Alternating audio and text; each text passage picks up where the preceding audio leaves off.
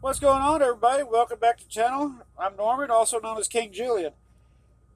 Well, I wasn't planning on doing this tonight. I wasn't planning on working on this little display piece or this first section, but it's raining here in Texas.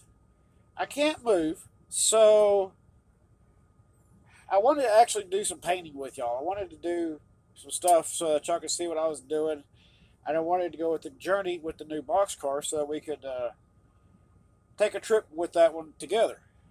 But with it raining off and on and drizzling, guess what's not going to happen?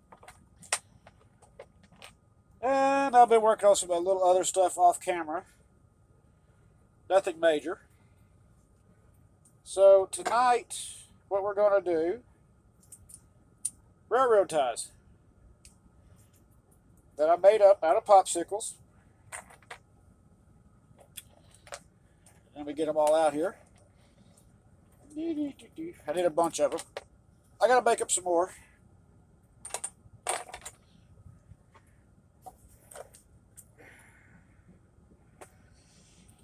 Alright, so let's see if we get a good camera shot here without getting that in the way. Alright, so as always, Elmer's glue. I love this stuff, especially this extra strong formula. Works out pretty good. Actually, works out really well. It's tried and true. So, I always like to start with like a little bit of a thick paste. And I'm going to mask off this edging right here. Well, we'll do that here in just a second. I'm getting ahead of myself. Alright, so we're going to put the ties in. 5 ties per section.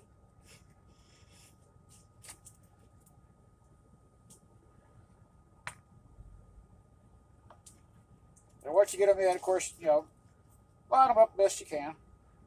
Try to keep them even with what you've done before.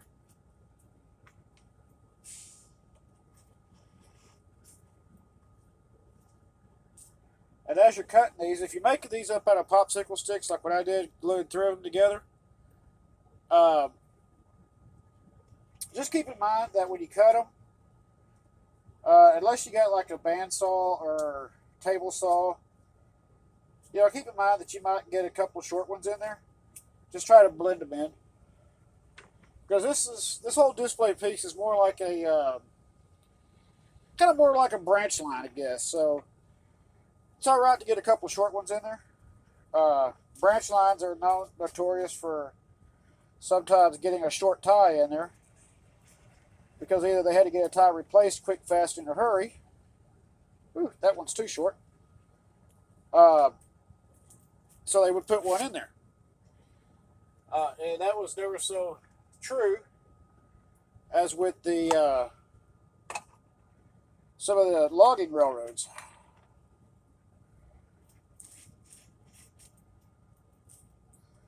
And even some of your mainline railroads would do it, on a pinch, but would come back later and redo it. Oh, there's another short one. How did I get my short ones mixed up? Oh, well, it's not really going to matter all that much. I'm not going to worry about it too much. Because like I said, this is all just a display piece, and when it's all said and done, unless you really get in there to scrutinize, you're not really going to notice it too much. So, go ahead and do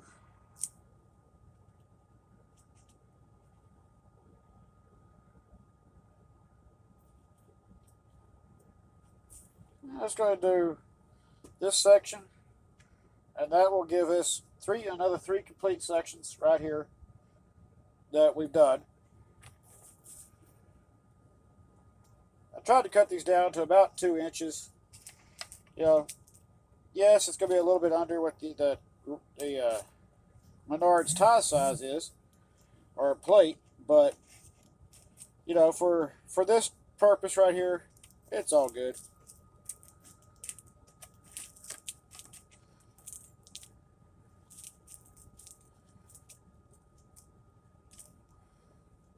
sometimes the best realistic approach is just going with it. That's sometimes the best way to do it.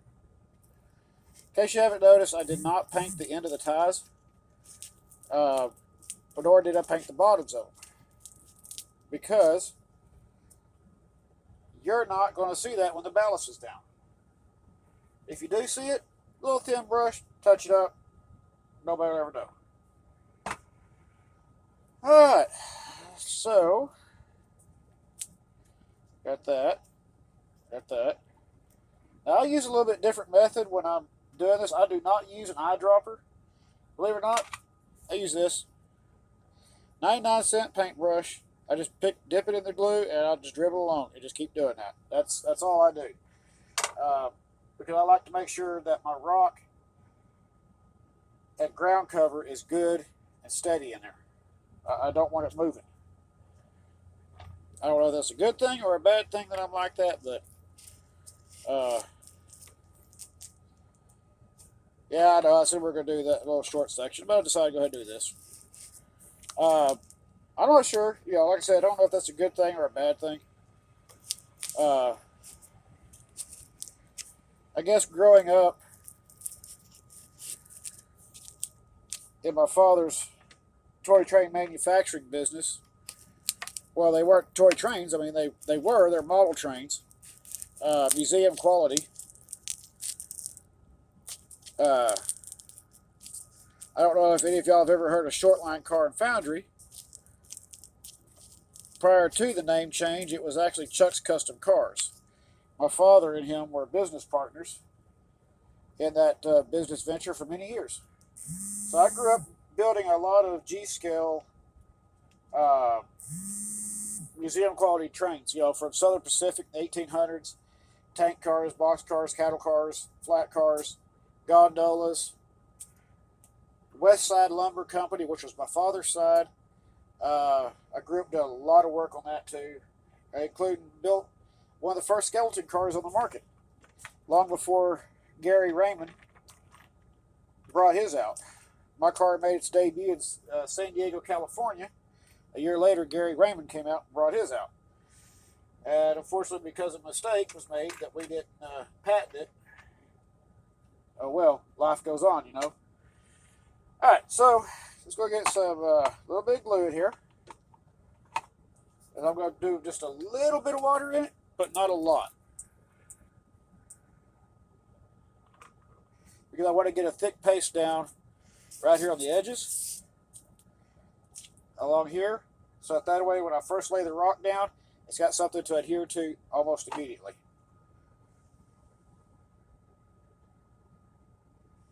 And then we'll thin out the mixture.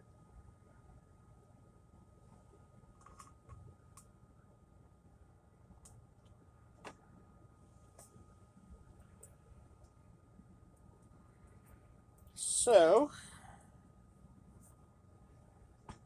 that's been my experience with the modeling industry. I love model trains. I love doing the stuff. And I've gotten really addicted to O-scale. Especially scale O-scale.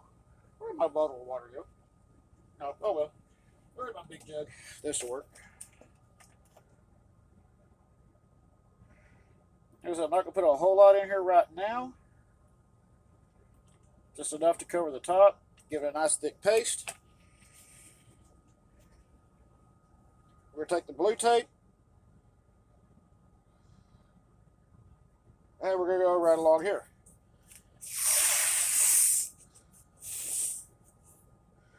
This just kind of offers a barrier protection in case there's any type of leakage. You can catch it pretty quickly.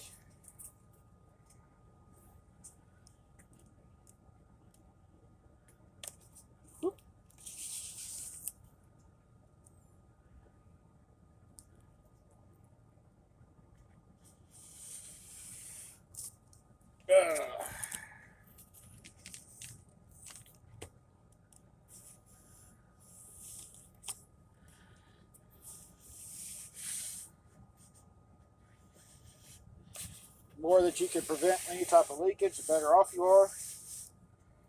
Alright, let's get this mixed up.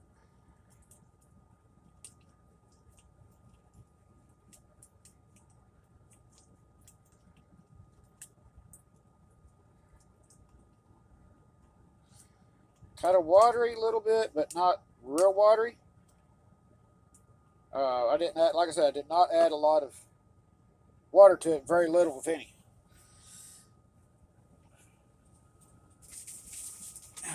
Get your gravel. And no, I'm not telling you what I got for gravel. Most of you have probably already guessed it, but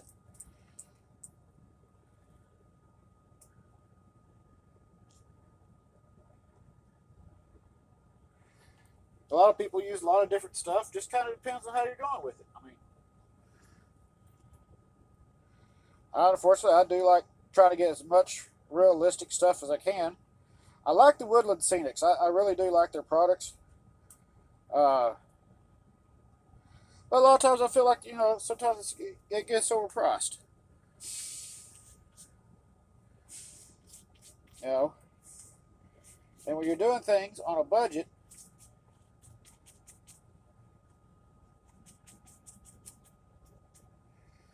to keep the cost down and be friendly about it, well, sometimes you got to do what you got to do.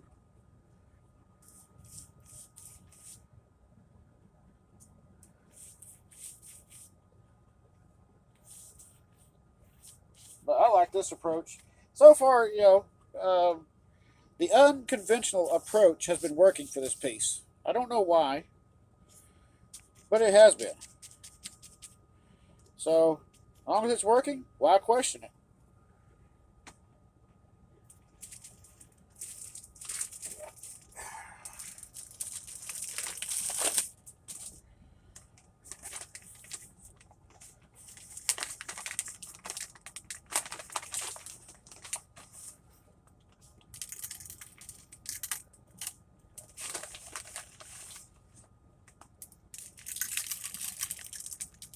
I just want to make sure it's got something to grab onto.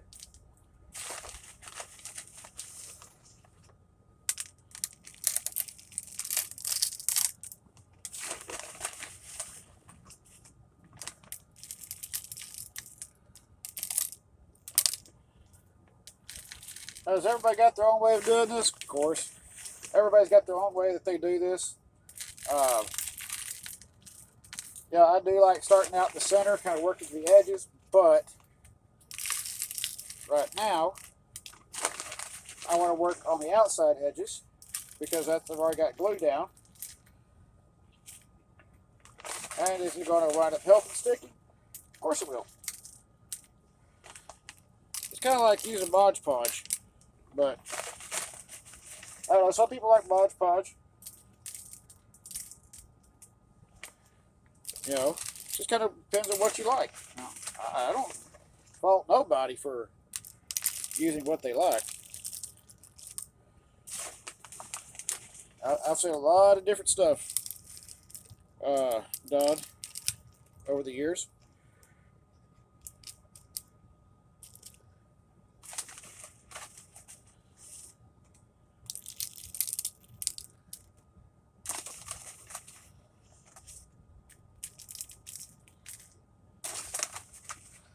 Of course, after it dries, then take it and vacuum it up so that way whatever loose rock is on there doesn't come flying around.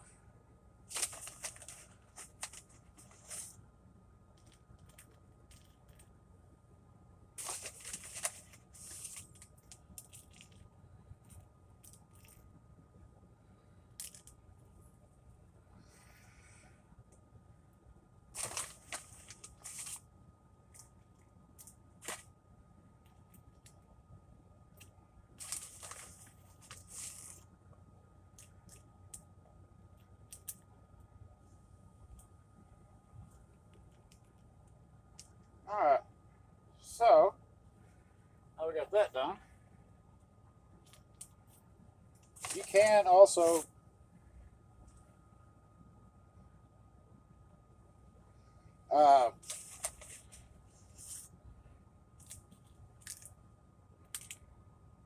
use your fingers with this particular rock. It seems to work out pretty good like that as well.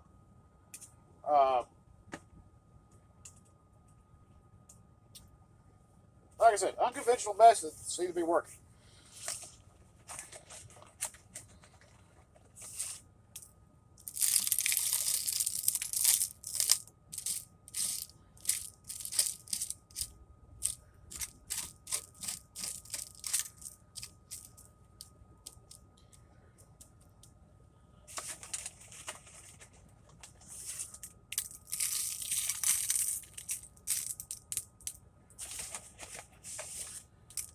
Now I will be giving this a gray wash. Have a grayish black wash. The gravel after this is all completely whatever laid in from one end to the other. And on both ends. So that way it's all kind of a nice uniform look. I'm just using my finger to kind of spread it out. That seems to work pretty good.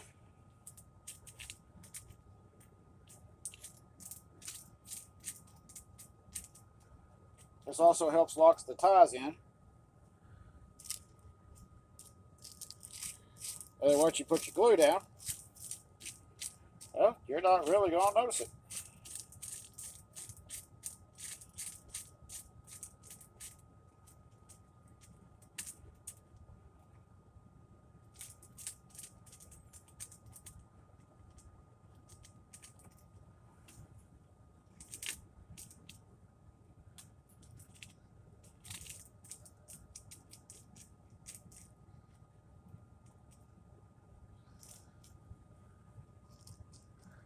And make sure it's not your flanges.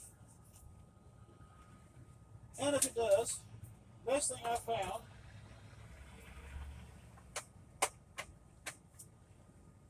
you can either use a little plastic fork,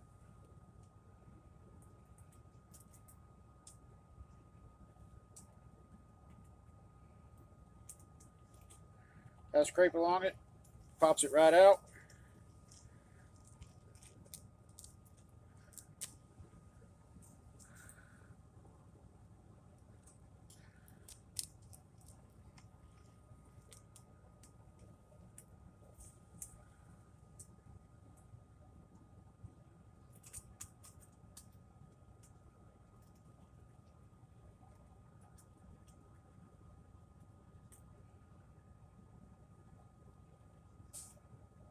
If you need to, you can leave them in there and vacuum them out. However you really feel like you need to.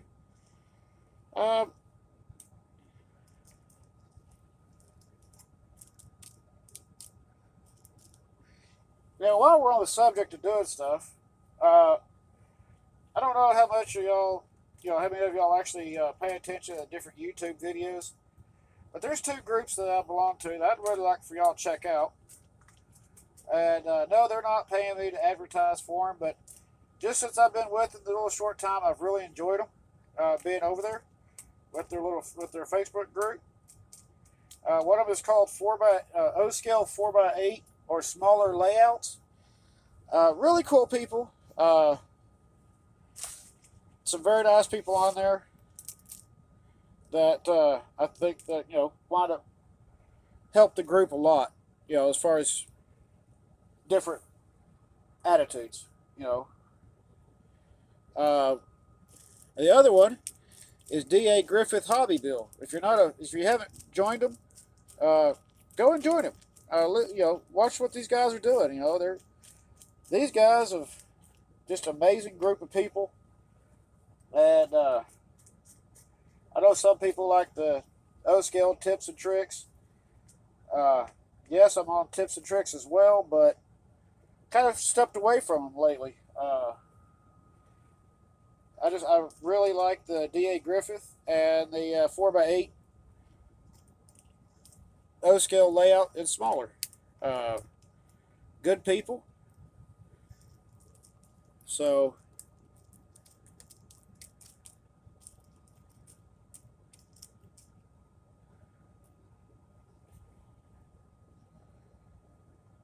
yeah, who knows? Maybe they could teach you something else, D.A. Griffith, I can't remember what his actual name is. He said it a couple of times. But his layout has actually really intrigued me about doing the foam. And I'm like, okay, I like that idea. Using foam. Very, very cool. To build using a grid style framework and using 2-inch foam for the base and building his mountains and stuff. I really like the aspect of it. So that's what kind of kicked it off when I decided to build my O-Scale switching layout after I finished this project. which looks like it's going to take a little bit, especially when you're dealing with 16 feet long and 14 inches wide. So, what I like to do also, so just y'all know, this glue dries perfectly white, and right here towards the end of where you're going to stop at, I take the glue and I just kind of mirror it in there, all across there, and that way it gives you a kind of a good solid area to start back with. Uh,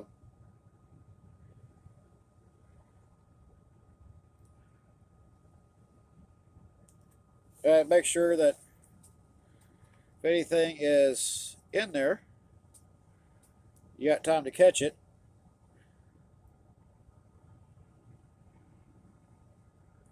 And don't worry, this will actually soak down into the gravel. Yeah, I like to do at least one tie, two ties in there where I stopped at.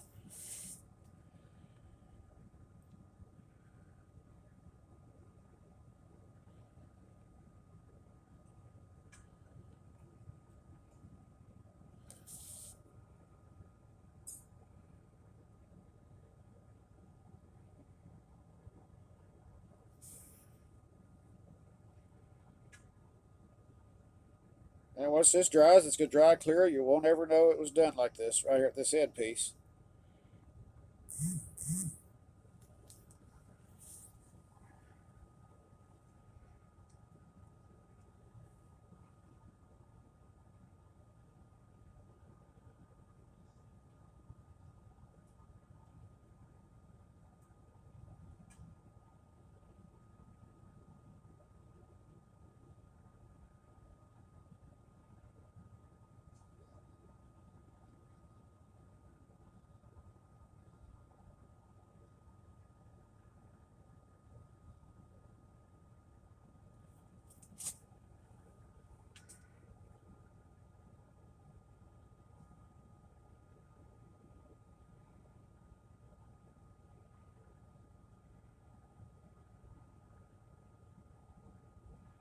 As this stuff's setting inside the glue, or the glue, it's actually working its way down through the rock.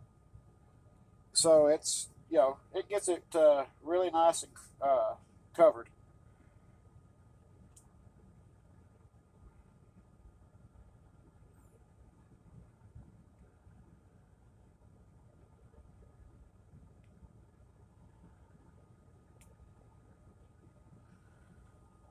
All right, so,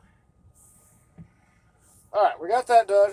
Basically, all this does is block it in so that you know what section you're working on. You've got a start and a stop, basically. Okay, you're just pretty much creating whatever you want right there.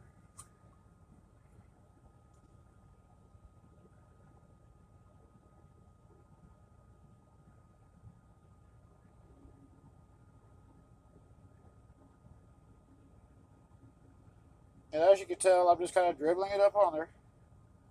I know some people say use an eyedropper. You can use an eyedropper if you want. Everybody does it differently.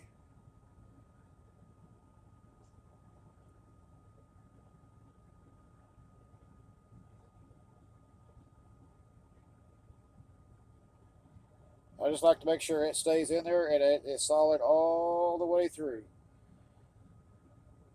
Because I ain't taking this back up.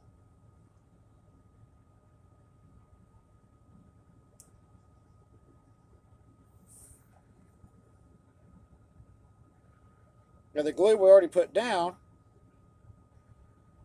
does leave a good base already, and it's already started tacking and drying up, so that will actually help stop any type of leakage.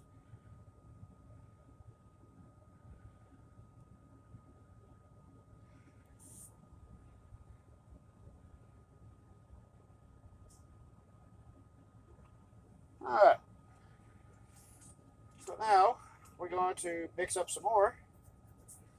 Go finish up this side and then down the center. Now if you get glue on here, on your rails, don't worry about it. go down, get yourself. You can either use a automotive 3M Scotch-Brite pad, just to take it off, and that'll work out just fine. Or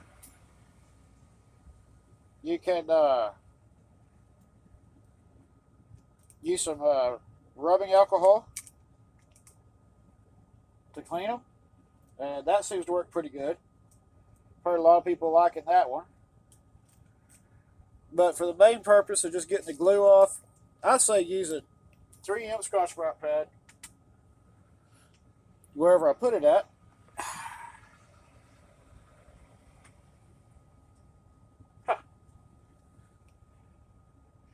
Well, ain't that interesting?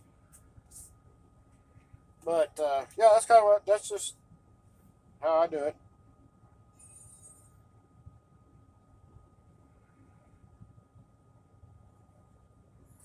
I don't have to worry about that right there. I gotta go get some more brushes. 99 cents, Walmart.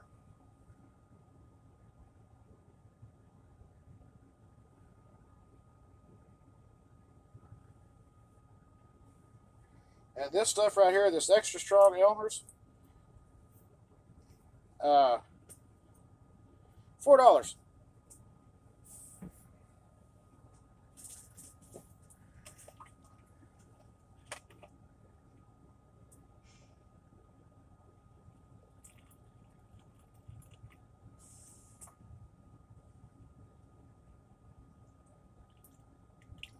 I'm gonna get a spray bottle. I'm gonna try the whole spray bottle method next time, but I don't know. Some people like it, some people don't. I don't know. Sometimes you just gotta experiment, see what works best for you.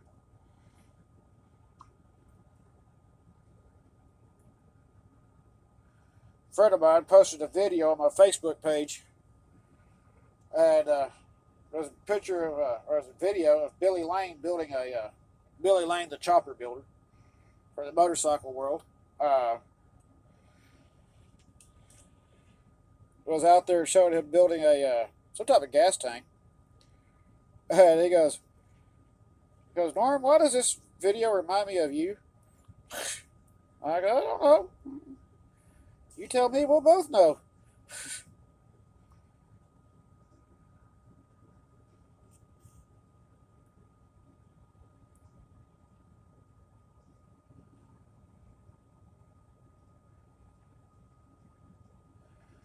I've built motorcycles. I've still love my old Harleys. Won't give them up. I got two 1975 Harleys, one with sidecar and one with a pull behind trailer. The sidecar rig I inherited from Dad after he passed away, and my one with the trailer, bought it from my uncle. Uh, the year that I brought it home to start working on it, rebuilding it, he passed away, and I didn't even know he was sick. He didn't say anything to anybody. I guess that was his way. I mean, he was buried at sea because he did serve in the Navy. So, very, very proud of my family on that aspect as far as the family and, military service.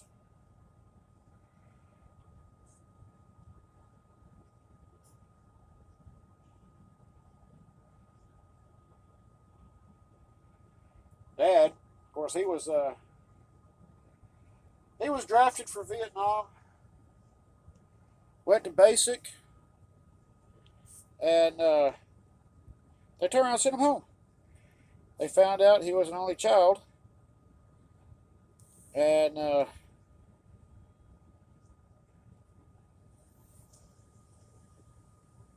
he was really wanting to go. His father, my grandfather, served in World War II in the Navy. Went to basic in San Diego and got stationed in San Diego. He was still mad about that till the day he passed.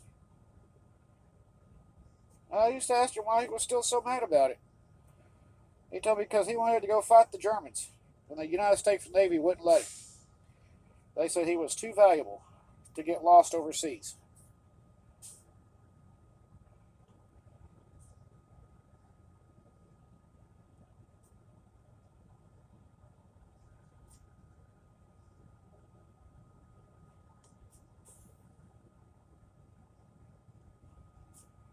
I can kind of see the point on the Navy side of it. I mean, before the man even finished high school, he'd already completed 6 years of college math. So, yeah, I can kind of see their point on that.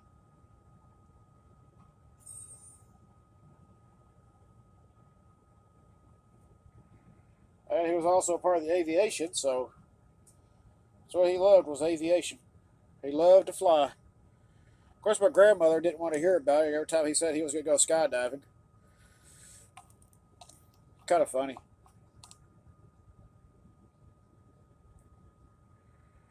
She knew he loved to fly and skydive, and she hated flying.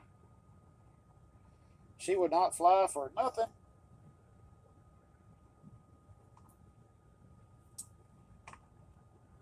All right.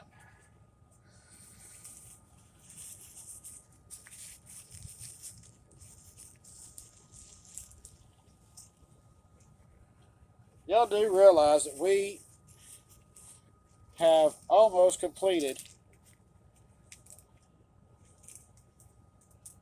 one complete rail line. We've only got probably 1, 2, 3, 4, 5, 10, 15 more ties to put in, and probably about 1.5 feet of rock, and we have completed the outside line. That is amazing. But I can't complete it all the way until I start the second piece. Because the second piece is the other 6 foot.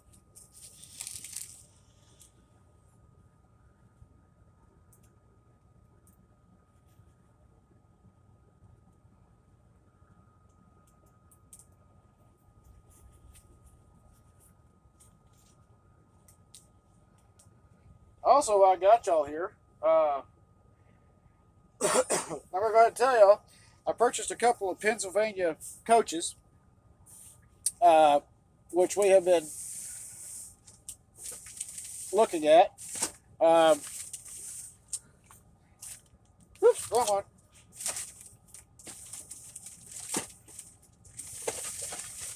I have 2 of these right here. Some people call these the Baby Madison. These are streamlined Pennsylvania coaches, combines. But they're too small because they're not scale.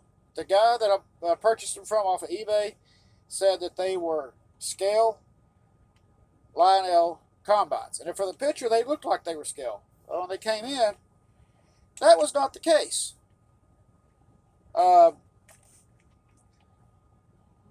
If anybody would like to buy them, message me. I'm only asking my money back, which is $10 per car, and whatever it's going to be for me to ship it to your location. And I'll probably go with the United States Postal Service and try to keep the price down as low as possible for y'all. If you'd like to buy both of them, hit me up. Because if not, as much as I hate to say it, they probably going to get cut up, widened, lengthened, and brought to O-scale standard. O-scale standard. 1/48. I really don't want to do that because they are original. But at the same time, too small for what I do. So, I'm just going to throw that out there. Anybody wants it, please hit me up on it. And you can purchase them and I will send them to you. Let's see.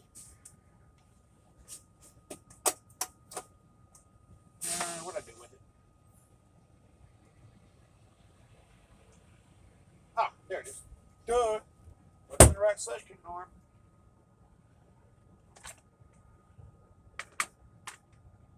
Well, they are a nice car. They really are. Just too small for what I do.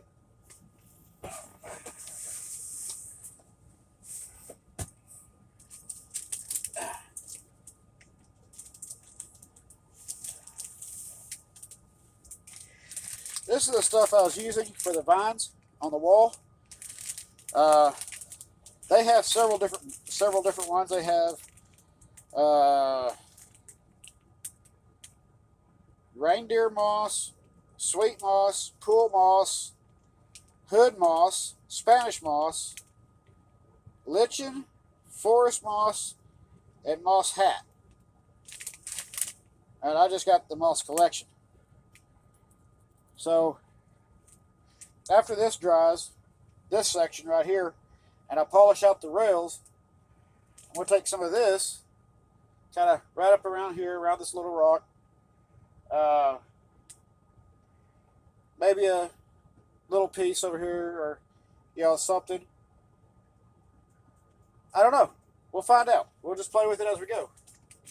This is all pure fun and imagination. Somewhat imagination, because I am modeling somewhat kind of a scene from the NDM Railroad down in Mexico, which a lot of people don't like to model. And I don't know why, because they use American equipment, except for their coaches. Back in the day were made in China, I think it was.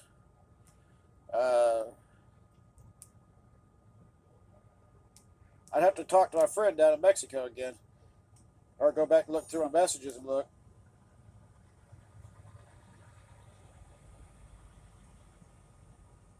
But it definitely built up their railroad system, so no right to complain there. If it works, it works,